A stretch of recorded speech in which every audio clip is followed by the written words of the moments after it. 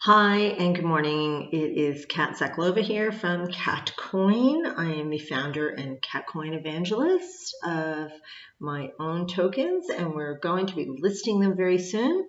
So if you're looking for information, you can always look at www.katkoyne.com. Okay, so in our first video, we spoke about what is cryptocurrency, which we've established is a digital asset. It is tradable. It is only found in the internet. So much like money that you use on your Visa card or your American Express, you can compare it to that.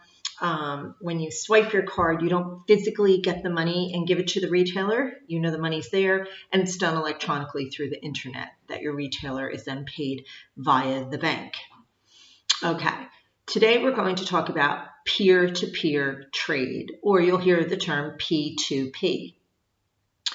What this means is that items such as cryptocurrency tokens that are used for these types of transactions like Bitcoin, Ethereum, Katkoyne tokens, they are established in a P2P trade economy. So what this means is that these peer-to-peer transfers act very similarly to cash or exchange of money in some way or another for goods and services. But the beauty is it doesn't rely on an intermediary such as a bank or a credit card company or a clearinghouse or a government in that way.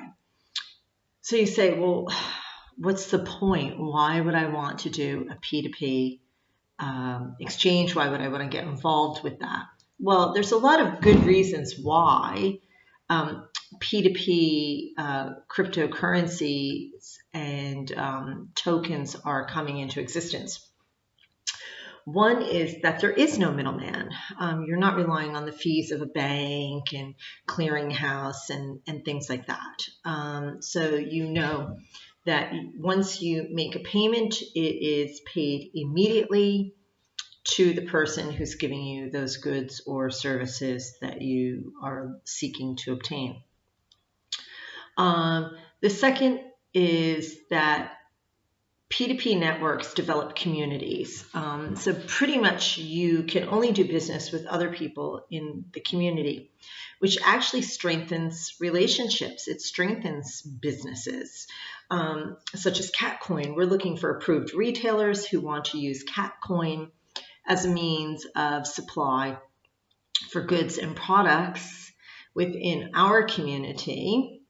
And then those consumers that wish to use those goods and products can use Katkoyne to barter and trade or transfer tokens to obtain those goods and products or services. This actually strengthens relationships because your first port of call is to someone within that community. You're not looking to use liquid cash or go into debt with your Visa card to obtain something. The thing is that P2P transfers in other ways are not like cash. That cash suffers from inflation and supply limitations, and it's controlled by banks or governments, which is not like a peer-to-peer network or cryptocurrency economy. So you're also, when bartering, you're looking for stock that's only available, with that items may be difficult to divide. But in P2P transfers, you're not dealing with that. Most P2P transfers options mimic liquid currencies, but you can break them down into many divisible denominations because it's done electronically. We're not making coins that can't be split. You can't take a 5-cent coin and split it into 100 pieces, but you can with Katkoyne, you can with Bitcoin, you can with Ethereum. The other reason why people want to use peer-to-peer trade and transfer systems is the transfer action fees are very, very low considering the cost of banks and governments, and it avoids many taxes because it's in the internet. It's not a physical thing. It also provides privacy. So you're linked by your transaction numbers between people, your name, address, your account number, what your spending history is not recorded anywhere. So this level of privacy is very attractive to many people, people who are seeking to get off the grid, reduce information about themselves and their profile in the community. And at the same time, it also gives you the security that not everybody knows what's going on in your life. But sometimes the cons, there are disadvantages to P2P networks as well. To be upfront, some of the disadvantages are, one, this level of privacy is that you don't know who you're actually dealing with at some time. Two, it can lead to a use of obtaining illegal goods or services off the dark web, which is not attractive to mainstream consumers, which is something Katkoyne is looking to change by using only approved, authorized businesses. We don't want people buying drugs or guns or child pornography with our tradable currency or tokens. So we're seeking only approved retailers to supply within our community. The other thing is that because there is no middleman, there's no bank or government in the middle of these transactions, refunds are basically non-existent. So you really need to be sure of who you're giving your cryptocurrency to before you go and do it. In saying that, Katkoyne is looking to change that. Not that we want all of your personal information, but we will track transactions and make sure that goods and services were provided.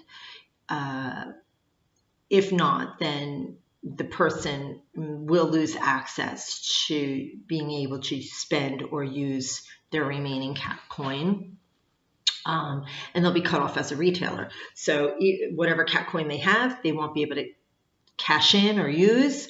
And the other is they won't be able to accept any more Katkoyne from other clients. So as a retailer, it will be almost near impossible not to be legitimate with us. The other thing is that Katkoyne is looking at it more of a barter or trade service rather than being an identifiable cryptocurrency such as Bitcoin. However, the good thing about Bitcoin is it's publicly listed. Everyone can see the transactions that are happening. You know exactly what it's worth. And it's not being controlled by governments and banks. It's being controlled by pure economic supply and demand. Yes, it can create a bubble, and bubbles do crash occasionally, but I don't believe this is the case with Bitcoin or Ethereum. I think they're going to be around and they're going to be long-time players in this. So just wanting you to understand what peer-to-peer trading is and how these transfers can assist your business by strengthening your business community, giving you a new source of clients, and having you be the first person that they come to because you accept these digital tokens and currency. So those are probably the strongest benefits of being in a peer-to-peer economy. Okay, next one is we're going to talk about what actually is a Bitcoin or Ethereum as a company, and what do they actually do. Okay, catch you next time.